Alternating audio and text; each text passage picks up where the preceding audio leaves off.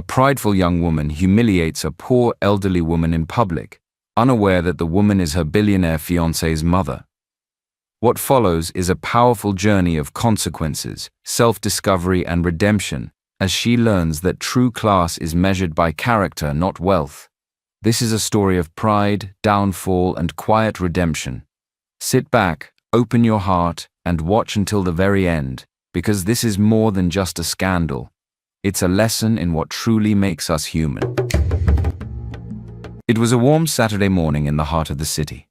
The streets buzzed with noise, cars honking, music playing in the distance, and the soft clinking of spoons against mugs in a busy cafe. Sophia Adams stepped out of Cafe Bliss, holding an iced caramel latte in one hand and her phone in the other. She looked flawless. Her fitted designer jumpsuit shimmered slightly under the sun, her long lashes blinked slowly behind dark shades, and her walk was confident, even proud. Everything about her said, "I've made it." People glanced her way, some in admiration, others in silent judgment. But Sophia didn't notice, or maybe she didn't care. As she walked towards her car, a frail elderly woman stepped gently into her path. The woman wore a simple, faded gown. Her slippers were worn thin. Her scarf was tied loosely, grey strands of hair peeking out. Her face was old but calm, the kind of calm that comes from many years of struggle and patience. She raised her hand slightly. "Please, my daughter." Sophia stopped immediately and pulled her arm back with disgust. "Don't touch me," she snapped, loud and sharp. "Is it every day you people will keep embarrassing yourselves?" The woman looked confused but kept her tone soft. "I didn't mean to—" "Keep your excuses," Sophia shouted. "I just stepped out of a cafe, not a rubbish dump. You people are the reason this city looks dirty." Heads began to turn.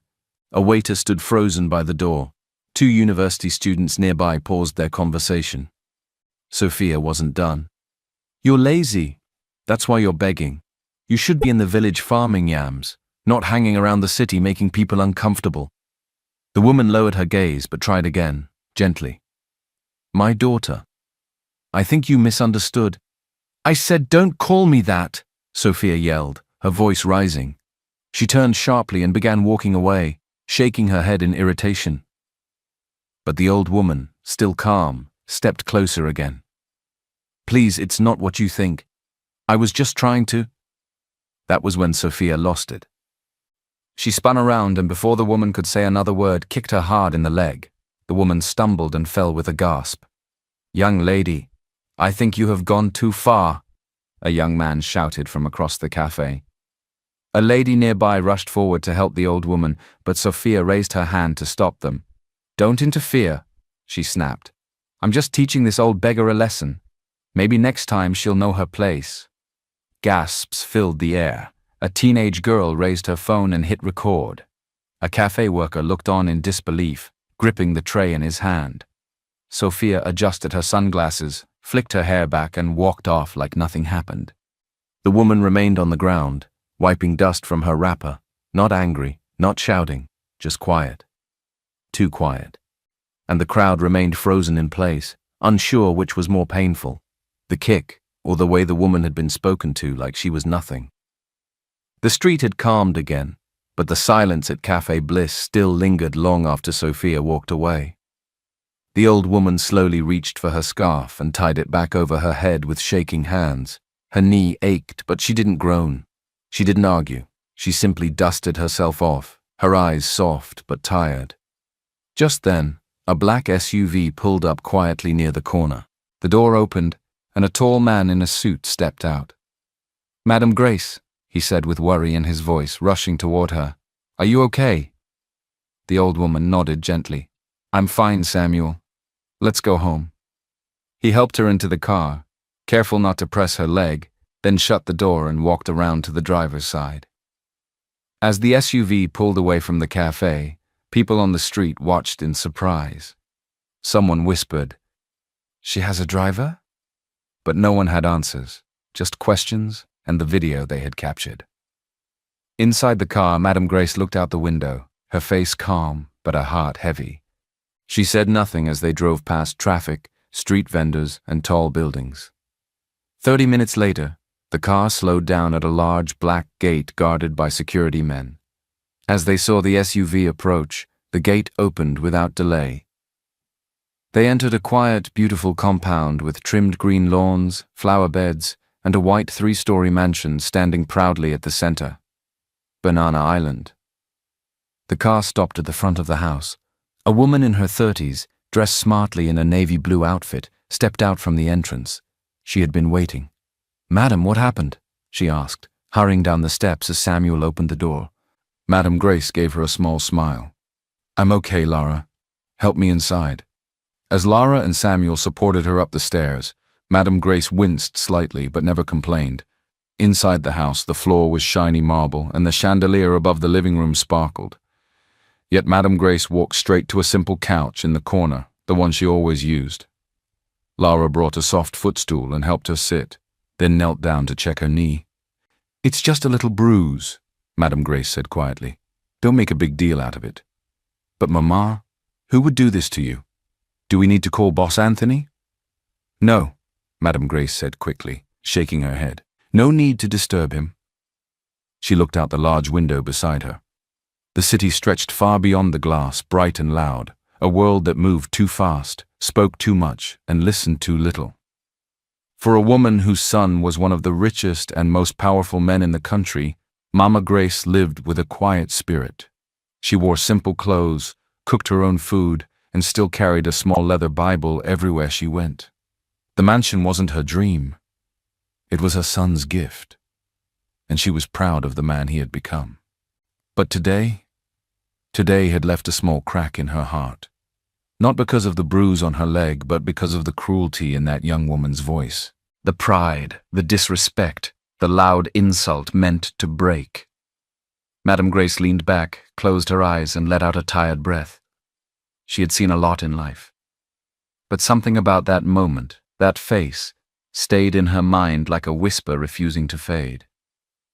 The sky above Banana Island had turned a soft orange as evening crept in. Inside the mansion, warm light filled the living room, bouncing gently off the cream-colored walls and polished floors. Anthony Williams sat on the edge of a grey velvet sofa, a tablet in his hand and a stack of documents spread out on the glass table in front of him. He wore a crisp white shirt with the sleeves rolled up to his elbows. His face, calm and focused, held the kind of strength that came from discipline and drive. At 32, Anthony was one of the country's youngest and most successful tech entrepreneurs. Founder of Technova, a rising star in Africa's digital world, he had built the company from scratch, first in his dorm room, then in his uncle's shed, and now in a glass tower with hundreds of employees. But none of it, none of the fame, the success, the money, would have been possible without his mother. She had raised him alone, after his father passed when Anthony was only 7. She cleaned houses, sold akara in the mornings, and took on laundry jobs just to pay his school fees. She never remarried, never complained, and never let go of his hand, even in their hardest days. So now, in his wealth, Anthony held her like treasure. He looked up when he heard the soft click of the main door. "Mama?" he called out, standing quickly. Madam Grace stepped into the living room. Her scarf was damp, and her gown stuck slightly to her frame. Her shoes were dusty, but her smile, it was still there. "Mama, your leg. What happened?" he asked, walking toward her with concern. "I'm fine, my son," she said, brushing off her wrapper gently. "It's just a little rain and small wahala from outside. Nothing serious." Anthony frowned and helped her to sit down. "Tell me, did something happen?" She hesitated for a moment, her eyes meeting his. Then she smiled faintly and shook her head. "I just met someone today. A woman. Rude, proud, careless with her words, but it's nothing to worry about." Anthony watched her closely. "Did she hurt you?" Mama Grace's fingers touched the edge of her scarf. "Not in a way you need to be concerned about.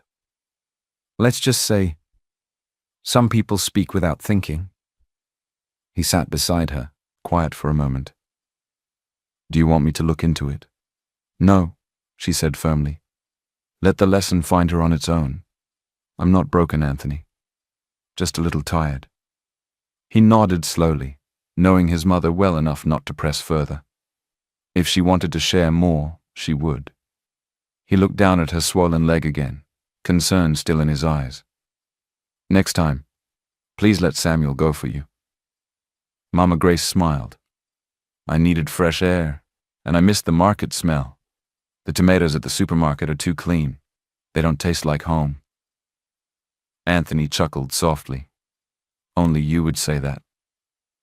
She laughed lightly, then looked at her son, truly looked at him. You've done well for yourself.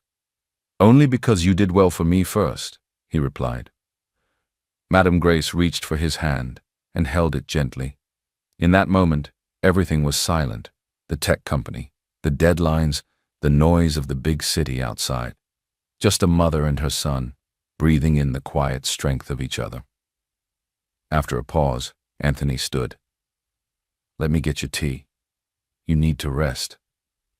As he walked into the kitchen, she sat back with a soft sigh, her mind drifting briefly to the cafe, to the young woman in heels and sunglasses.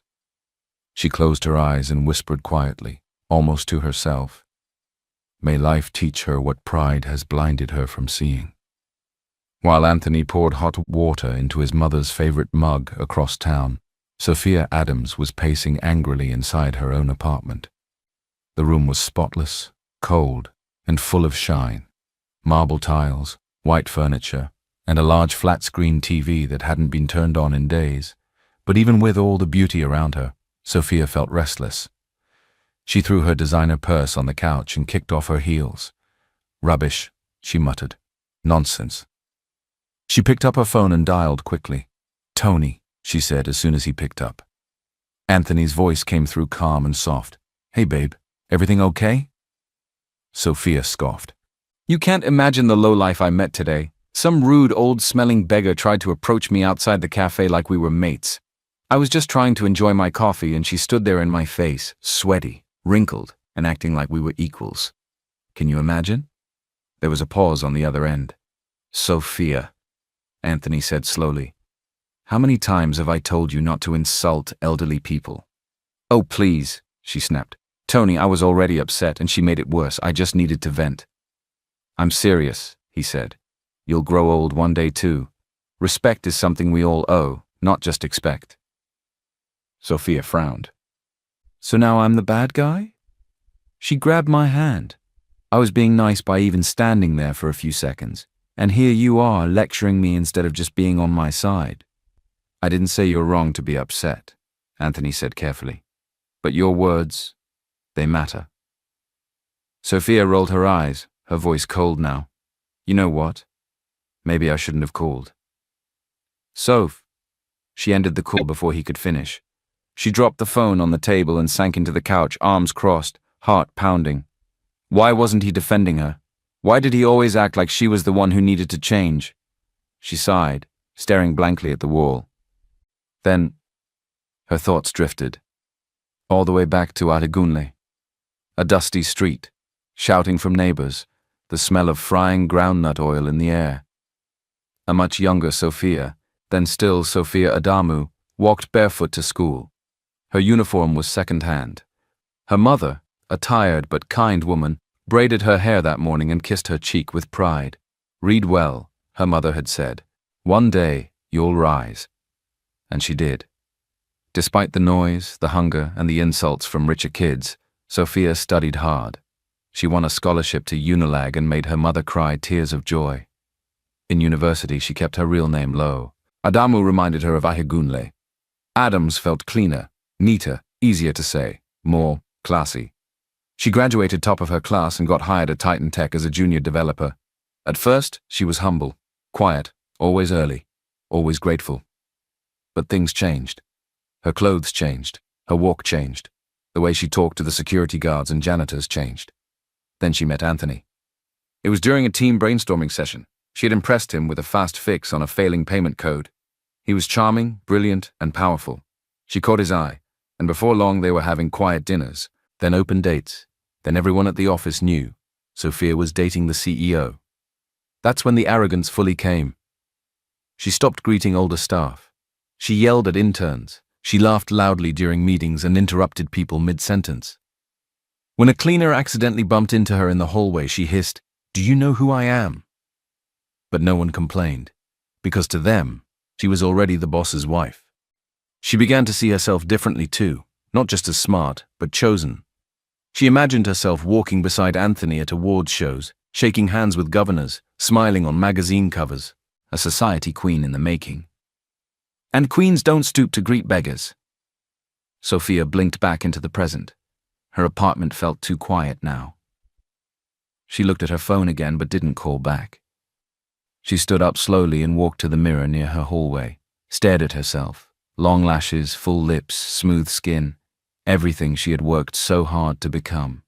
She whispered to her reflection, "I deserve this life." But the echo of Anthony's voice played again in her mind. "You'll grow old too. Respect is something we all owe."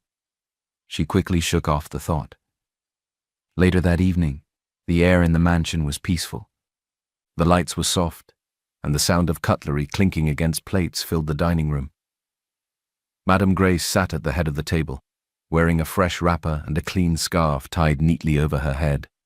Her earlier encounter at the cafe still rested somewhere at the back of her mind, but she chose not to speak of it again. Across from her, Anthony sat with a small smile on his face. He had made vegetable soup himself, just the way she liked it, thick and full of green leaves.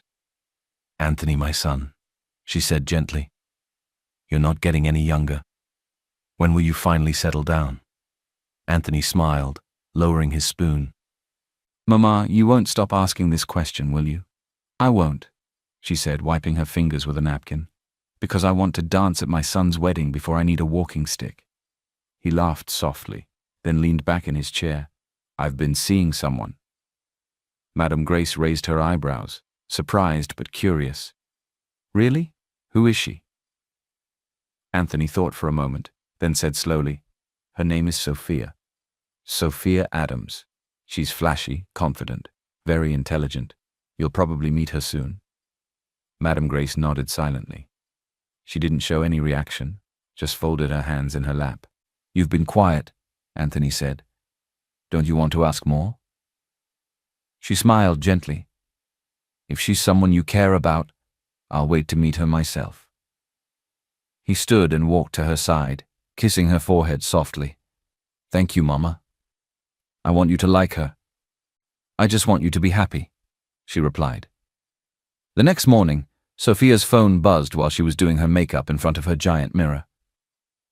"Tony, can you come over for dinner tomorrow evening? I want you to meet my mum." Sophia's hands froze mid-stroke. Finally. She had waited for this moment for months. Anthony always spoke so highly of his mother, how strong she was, how she raised him alone, how she shaped his values. Sophia knew this meeting wasn't just another date. It was a test, a door. If she passed, wedding bells were next. She quickly typed back, "Sophia, of course, baby. Can't wait." As soon as she dropped the phone, she jumped to her feet and began pacing. "What should I wear?" she whispered, already opening her wardrobe. Her designer gown spilled out. Silk, satin, sequins. "No, not too shiny," she murmured. "She's an African mother, classy, but respectful." She grabbed her phone again and opened her favorite boutique's page.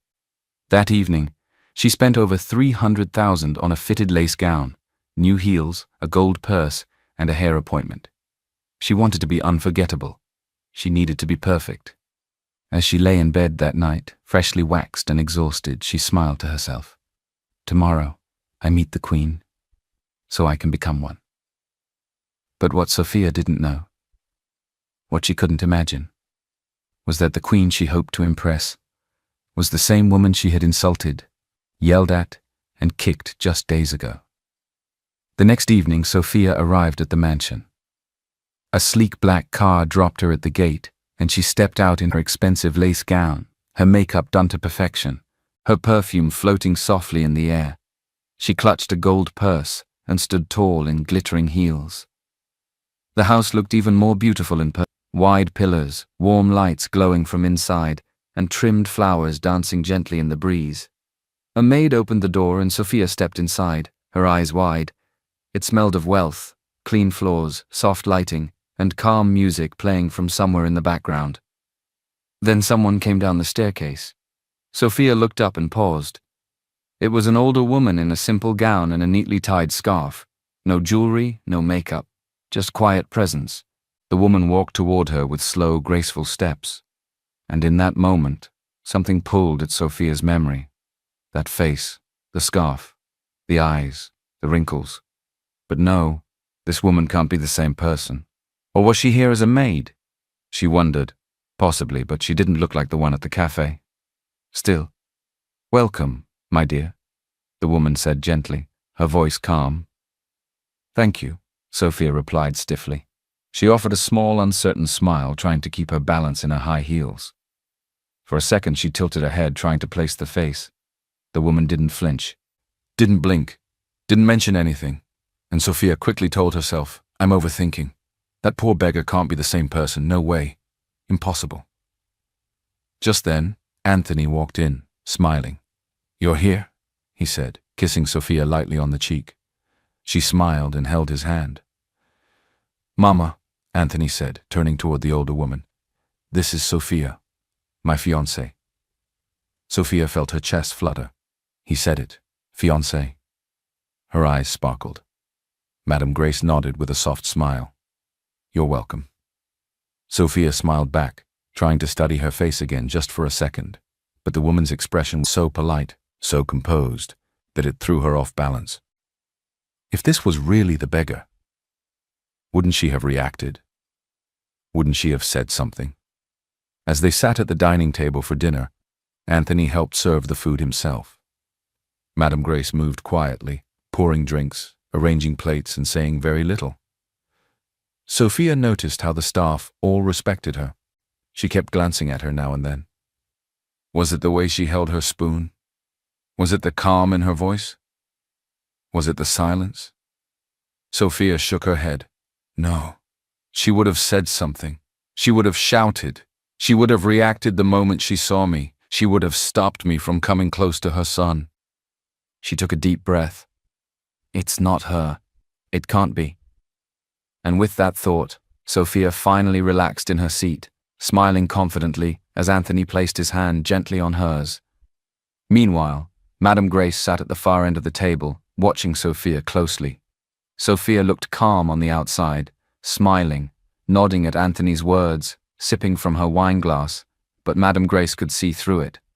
The way her fingers tapped the edge of her plate, the forced laugh, the shifting eyes. She was nervous, and she should be, Madame Grace thought quietly. She never imagined the world could be this small, that the same young woman who kicked her on the street, who shouted in public and called her names, would be sitting in her son's house wearing lace and perfume, calling herself his future wife. The shock had hit her hard when she opened the door and saw that face again. But she had made a choice in that moment. A hard one. She wouldn't explode. She wouldn't confront her. Instead, she chose composure. She chose silence, the kind of silence that watches, the kind that listens deeper than noise. And so, the dinner continued, with smiles, short conversations, and a heavy silence wrapped in politeness. And just like that, it ended. A few days later, Anthony invited Sophia to a private dinner at a quiet restaurant on the island. It was cozy and beautiful, a place surrounded by trees, candlelight, and soft music. But Sophia barely noticed the setting. Her eyes lit up only when Anthony showed her photos of something on his phone. "A new house," he said, smiling. "Still under construction, but we're getting there." Sophia leaned in. "It looks nice." Then she frowned. "Wait, is that marble in the bathroom or just tiles?" Anthony paused. "What?" "The tiles," she repeated, squinting at the photo. "I hate cheap tiles. Marble or nothing, babe. Don't let some contractor embarrass us." Anthony didn't respond immediately. He just stared at her. She didn't notice. She was already scrolling through the other photos. He watched her fingers swipe left, swipe right. So quick, so certain. And then a quiet thought entered his mind. A thought that had been bothering him more and more lately. Earlier that week, he had walked into the office unexpectedly and found Sophia yelling at one of the older staff members, a man who had been at Titan Tech even before Sophia joined. She was waving papers in his face, throwing them at his face, calling him useless for submitting a report 5 minutes late. The staff had stood there, head bowed, saying nothing. Anthony hadn't said anything either. Not then. He had told himself maybe she was just being firm, making sure things were done right. Maybe she was under pressure. Maybe she would cool down after. But deep inside, it hadn't sat well with him. He remembered how many times he had tried to talk to her about the way she treated people, the drivers, the cleaners, even the receptionists. And each time, it turned into an argument. "You're always correcting me, Tony. You never take my side. I'm not rude, I'm just honest." She never saw herself as wrong, not once. So he stopped bringing it up. He kept quiet, hoping she would see it on her own. But as she sat across from him now, concerned more about bathroom tiles than how people were treated, something shifted in his chest. He smiled faintly, but it didn't reach his eyes. Sophia looked up. "You're quiet. What's wrong?" Anthony shook his head. "Nothing, just tired." She nodded and reached for her wine glass, not thinking much of it. But in Anthony's heart, a quiet warning bell had started to ring. The next morning, Anthony sat in his office, staring at the large window in front of him. The city skyline blinked with sunshine, but his thoughts were cloudy. He had barely slept the night before. Too many thoughts. Too many small things that didn't feel so small anymore. A soft knock interrupted his silence. "Come in," he said. James, his assistant, rushed in holding a phone in his hand. "Sir, I think you need to see this." Anthony frowned. "What is it?" James hesitated. "It's trending. All over social media since this morning." He handed over the phone and stepped back. Anthony pressed play. The video began. A woman in a fitted jumpsuit, designer sunglasses, loud voice, sharp words. "You people make the streets stink. Go back to the village where you belong." Then came the kick. The crowd gasped. The phone in Anthony's hand almost slipped. His heart stopped. He couldn't believe what his eyes were seeing. Right there, in full color, clear audio, and in front of the whole world, was Sophia. And the woman she was yelling at, the one she insulted, the one she kicked, was his mother. The woman who gave birth to him and suffered to see him grow and become the man he is today. His chest tightened with rage, his jaw locked. He stood up slowly, trying to control the storm building inside him. "Cancel all my appointments, I'm going home." James nodded and rushed out. Anthony picked up his phone and dialed. Sophia answered quickly, cheerful as always. "Hey, baby.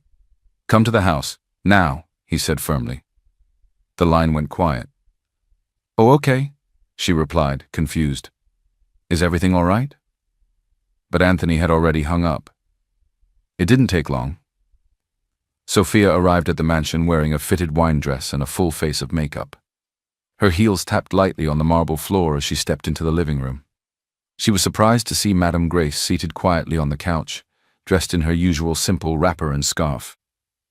"Good afternoon, Ma," Sophia greeted, forcing a nervous smile. No reply came. Then Anthony entered the room, phone still in hand. He didn't smile. He didn't even sit. He stood before her, his face unreadable. He tapped the phone screen. The video began to play. Sophia's eyes widened. The room began to spin. There it was, her voice, her insults, her anger, and there was the woman she had mocked, the same one now sitting quietly in front of her. Her knees gave way. She collapsed onto the floor, trembling. "No, no, no, no, please. I didn't know," she cried. "I swear to God, I didn't know it was you." Madame Grace looked at her calmly. No hate in her eyes, just quiet disappointment. Anthony's voice was low but sharp. "That's the point, Sophia. True character shows when you think no one important is watching." Sophia wept harder.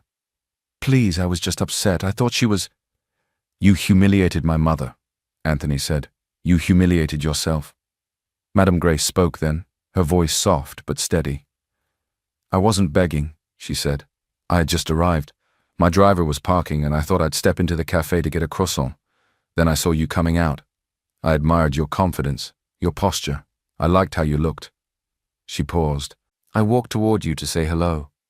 I never imagined you'd think I was filth. I never imagined you'd tell me not to call you daughter because I looked old and poor. Sophia covered her face. I'm sorry, she whispered. I was wrong. Please forgive me. Anthony stepped forward, his voice lower now. I don't need a woman who only respects power, he said. I need one who respects people. Sophia sobbed quietly, shaking where she sat. But the decision had been made. Anthony turned and walked away. The silence that followed was louder than any shouting could ever be. The engagement was over. After Sophia left the mansion that night, head down, heels silent against the marble floor, Anthony stood by the window, arms crossed tightly.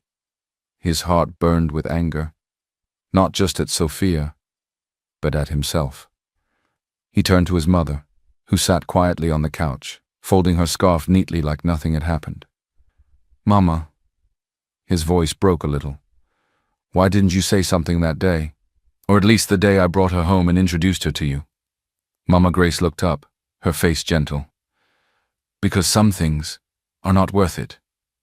Anthony frowned. What do you mean, not worth it? You were kicked, in public. You came home with a swollen leg. She smiled sadly. I didn't want to be a reason for your happiness to fall apart. I thought if you loved her, maybe I could find a way to forgive it quietly. Maybe she would change. He walked closer, his voice rising. But you were in pain. You didn't deserve that. I've been through worse, she replied softly. Being poor teaches you silence. Being a mother teaches you sacrifice. Anthony dropped to the armrest beside her and held her hand gently. I'm sorry, he whispered. I should have seen it earlier. The way she spoke to people, the things she said. I ignored the signs. She patted his hand. Now you've seen clearly. That's enough. The next day the storm hit. The video of Sophia shouting and kicking an old woman at the cafe had now reached every corner of social media. Millions of views, thousands of comments, angry hashtags, #Sophia Adams exposed, #respect your elders, #pride before the fall. People didn't stop at the video. They started digging. Screenshots of her rude comments to junior staff. Clips from old interviews where she boasted about her lifestyle. One user posted her old school records revealing her real name, Sophia Adamu, not Adams. So she denied her own father's name to look rich, and now she's insulting poor people? Another wrote, first-class degree, zero class in character. This is why you don't forget where you came from. She grew up in Ahigunle and now acts like she was born in Paris. It only got worse. Titan Tech released an official statement. They had terminated all employment and association with Sophia Adams due to her behavior being in direct conflict with the values of the company. Just like that, her access card was deactivated. Her office email was shut down. And all the friends who once followed her like shadows, gone. No calls, no messages. Her phone, once filled with notifications and admiration, now sat cold and silent on the table. Sophia returned to her apartment that night. It felt colder than usual. She dropped her bag and sat on the edge of her bed. There were no flowers on the table, no surprise calls from Anthony, no team messages, no glowing screens full of "you're amazing" comments. Only silence. Only regret. She looked around the room she once filled with designer bags and scented candles. Now it felt like a museum of someone who didn't exist anymore. She walked to her mirror and looked at herself. Same face, same skin, but nothing inside was the same. She whispered through tears, I lost everything, because I thought I was better than everyone. The first-class degree couldn't save her. Her fake name couldn't protect her. Her rich fiancé was gone. She had become the latest example of a saying she had once mocked. Pride comes before the fall. She sat alone in her apartment, the lights off, the windows closed. Her phone hadn't buzzed in days. No calls, no invitations, no job offers. She sat on the cold floor, knees pulled to her chest, and stared at the mirror across the room. Her reflection stared back, same lashes, same lips, same face, but it didn't look familiar anymore. Then, the memories came, one by one, like scenes from a movie she wished she could pause. She saw herself shouting at a cleaner who forgot to refill her water bottle, laughing at an intern who wore off-brand shoes, telling her old friend from school, "I don't keep people who can't upgrade their circle." She had treated people like they were small, disposable, invisible, and now she was the one no one saw. The next morning, Sophia took a long bus ride to the outskirts of town. She hadn't been there in months. The neighborhood was noisy, dusty, and smelled like fried yam and kerosene, but it was home once. Her mother's apartment was on the second floor of an old building, cracked walls, rusty rails, but the same wooden door and warm scent of palm oil stew from the kitchen. She knocked. Her mother opened the door, wiping her hands on her wrapper. For a moment, she just stared at her daughter. Then she stepped aside quietly. Sophia walked in and stood there, unsure what to say. Her mother looked her over from head to toe. "You look tired." Sophia nodded. I came to say sorry." Her mother didn't yell. She didn't hug her either. She just sat down and said, "You didn't fall because life hates you. You fell because you forgot where you started from." Sophia's eyes filled with tears. "You changed your name. You stopped calling. You stopped sending support. And I didn't complain. I watched you on TV and prayed for you. But inside I worried. Because pride, my daughter, can't fill a hungry stomach." Sophia sat beside her and wept. Her mother gently held her hand. "But if you're ready to start again," she said, "then start small and start right." A few weeks later, Sophia began working again.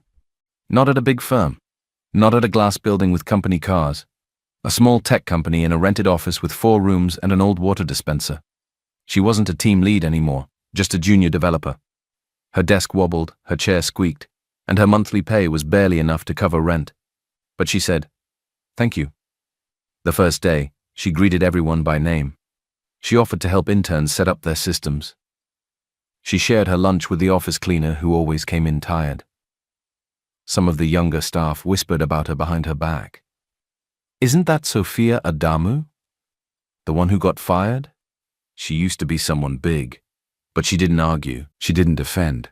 She just kept working quietly, humbly, one line of code at a time. She had tasted pride. Now she was learning grace. And for the first time in years, she was becoming someone even she could respect. 2 days later, the air was quiet that morning. A soft breeze rustled the trees outside Café Bliss, the same cafe where everything had gone wrong weeks ago. Sophia stood across the road, wearing a plain blouse and black jeans. Her hair was tied back simply, and her face carried no makeup, just tired honesty. She crossed the road slowly, her feet feeling heavier with each step. Her heart beat faster the closer she got to the glass doors. As she walked in, the sound of cups clinking and soft music playing filled the space. The staff behind the counter looked up and froze. They remembered her. One of them, a waitress named Tolu, set down a tray slowly. His eyes were full of quiet caution. Sophia stepped forward, then stopped. Her voice trembled as she spoke. "I know. You probably don't want to see me," she said.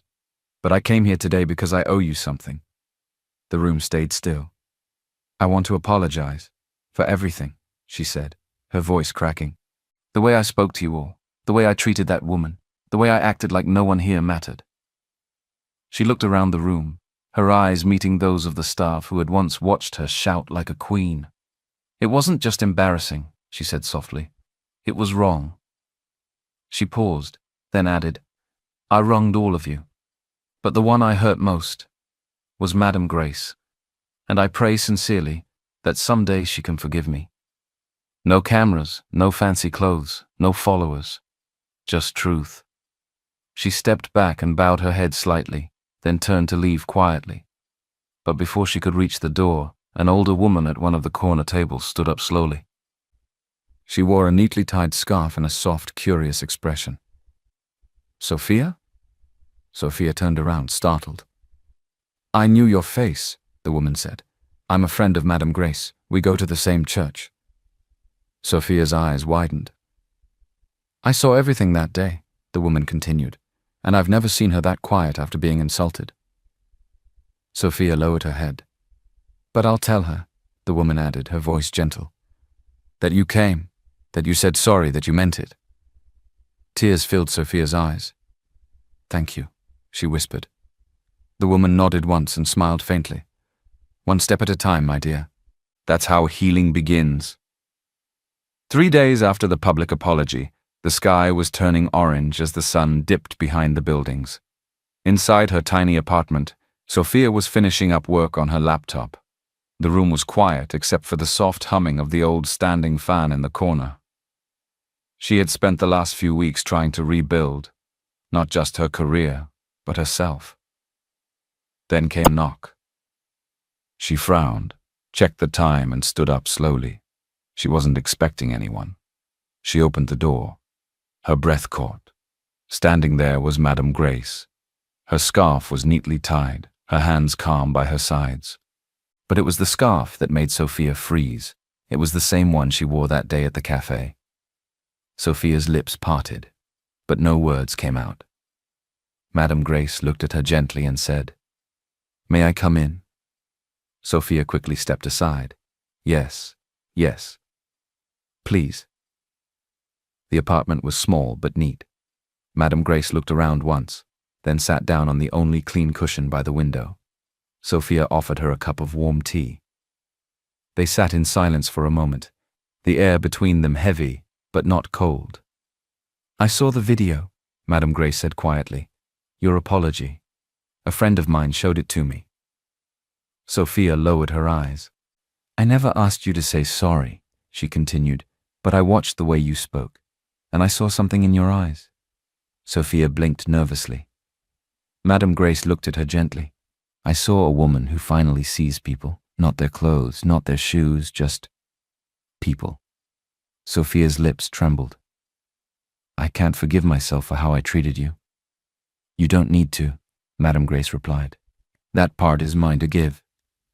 Sophia's eyes filled with tears. She looked down, holding her cup tightly as one tear rolled down her cheek, then another. You hurt me, Madame Grace said. You did. Sophia nodded quickly, tears falling freely now. But, she continued, I see the change in your eyes, and that is enough for me. Sophia covered her face with both hands and wept silently. Not the loud, dramatic kind of crying, but the soft kind, the kind that cleans you out from the inside. Madame Grace reached across the table and touched her hand. They sat like that for a while. Quiet, peaceful, no shouting, no lectures, just the calm warmth of grace. A cup of tea between two women, one healing, the other forgiven. A week had passed since Madame Grace visited Sophia's apartment. The scarf, the tea, the quiet forgiveness, it had changed something in Sophia, not just outside but inside. She didn't smile as loudly anymore, but her eyes were softer, her steps slower. Her heart was lighter. She hadn't heard from Anthony since the engagement ended. Not a message, not a call, not even by accident. And she didn't expect one. That same afternoon, far across town, Anthony sat beside his mother on the balcony of the mansion. The sun was high and the breeze was gentle. They sipped fresh orange juice in silence. There was peace in the stillness, but also something unsaid. Anthony finally broke the quiet. You visited her? Madame Grace nodded slowly. I did. She told you the truth? He asked, his eyes fixed on the garden below. She did. He looked down. I haven't said a word to her since that night. I didn't know what to say. Madame Grace reached into her phone and opened something. I didn't bring it up, she said, handing the phone to him. But you should see it for yourself. Anthony took the phone and pressed play. It was the video of Sophia at Café Bliss, standing in front of the same workers she once insulted. But this time, her voice was calm. Her head was bowed. Her words were honest. She didn't cry. She didn't perform, she just apologized. Not with grand speeches, but with truth. Anthony watched the whole thing quietly, not saying a word. When it ended, he handed the phone back. "She's changed," he said, more to himself than to his mother. Madame Grace didn't answer. She simply stood up, kissed her son's forehead, and walked inside. Some things were not hers to fix. That evening, back in her small apartment, Sophia sat on the edge of her bed, typing a message on her old phone. She stared at it for a long while before pressing send. "I don't expect forgiveness. I just wanted to thank you for teaching me. Even through pain, I've learned, and I'm trying to be better. That's all I wanted to say." She dropped the phone beside her and took a deep breath. No reply came. And that was okay. 2 days later, she returned from the market, arms full of groceries. As she dropped them on the table, she noticed a white envelope sitting on the floor near her door. It had no name, no sender. Just elegant gold edges and a soft shimmer. She opened it slowly.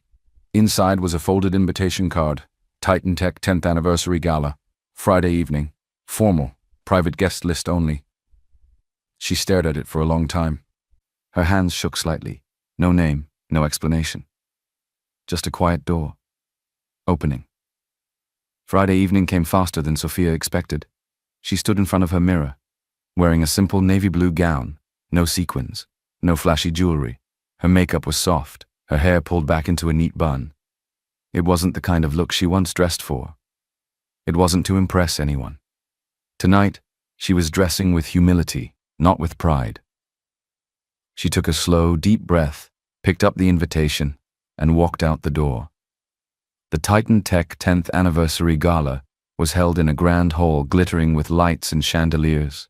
Music played softly as guests in expensive suits and gowns filled the space with laughter, clinking glasses, and conversation. As Sophia stepped through the wide glass doors, the noise dimmed for a moment. Heads turned, whispers began. Is that her? She really came? She used to be his fiancé. But Sophia kept walking, not with her chin raised high in arrogance, but with quiet grace. She greeted the staff politely, smiled at the security man, and found an empty seat at the side of the hall. She didn't try to be seen. She was just present. The evening moved on. Speeches were given, photos taken, past achievements celebrated. Then Anthony Williams stepped onto the stage. The room fell silent. Wearing a sharp black suit, he looked every bit the tech mogul he had become. But his eyes held something deeper, something quieter. He took the microphone and smiled briefly. 10 years ago, he began. Titan Tech was a laptop and a dream. Today it's a home for hundreds of brilliant minds. I'm proud of what we've built. But tonight I don't want to talk about apps or growth charts. He paused, looking out into the crowd. I want to talk about something else. Something we don't print in newsletters or post on LinkedIn. He took a deep breath. Character. The room stayed still. I've seen people rise fast, faster than they imagined, but forget who they were. I've also seen people fall, and instead of blaming the world, they got back up and chose to grow. Sophia listened, her hands clenched gently in her lap. Success isn't just what you build, Anthony continued. It's how you treat people, especially the ones who have nothing to offer you. That's where true greatness starts. There was a pause. Then he ended softly. And sometimes, growth deserves another look. The hall stayed quiet for a second longer, then filled with applause. Sophia didn't clap loudly, she just smiled, a soft, grateful smile. Not because of what he said, but because she understood exactly what he meant. The applause still echoed softly through the hall as Anthony stepped down from the stage. Sophia looked away, unsure if she should stay or quietly slip out. But then, he began walking toward her. His steps were steady, not rushed, not forced. He stopped in front of her. Sophia slowly stood up, her heart pounding. For a moment they just looked at each other. No anger, no bitterness, just quiet understanding. Then Madame Grace joined them. She stood beside her son, her scarf neatly tied, her eyes warm. She looked at Sophia and then at Anthony. With a gentle nod, she gave him permission, not to fix the past, but to acknowledge the growth. Anthony turned to Sophia. "I may not love the woman you were," he said slowly, "but I respect the one you've become."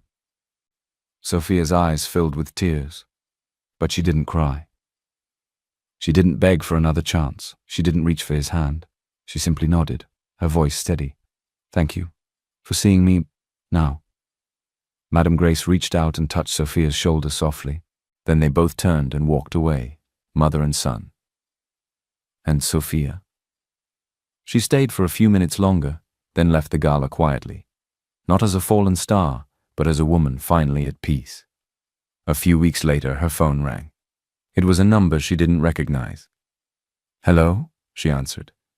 "Sophia," came Madame Grace's familiar voice. "There's something I'd like you to see." The orphanage sat just outside the city. It wasn't fancy, just painted walls, dusty floors, and rows of children with curious eyes and big dreams. Madame Grace met her at the gate, smiling. "This is where I spend most of my time now." Sophia followed her in, speechless at first. Children rushed toward them, hugging Madame Grace, calling her Mama G. That day, Sophia sat with them, told stories, listened to their hopes, and shared her own lesson. Kindness is the only luxury that never fades. She began visiting every week. No cameras, no social media. Just small hands holding hers and bright eyes watching her face. She didn't do it to repair her past. She did it because finally, she understood what it meant to be someone others could trust. Sophia never asked Anthony for a second chance. She didn't wait for him to call. She didn't try to prove herself anymore. She had lost the relationship, but in its place she found something far more valuable: herself. Moral of the story: kindness is the only luxury that never fades. Respect should never be reserved for the rich. It defines who we are when no one's watching.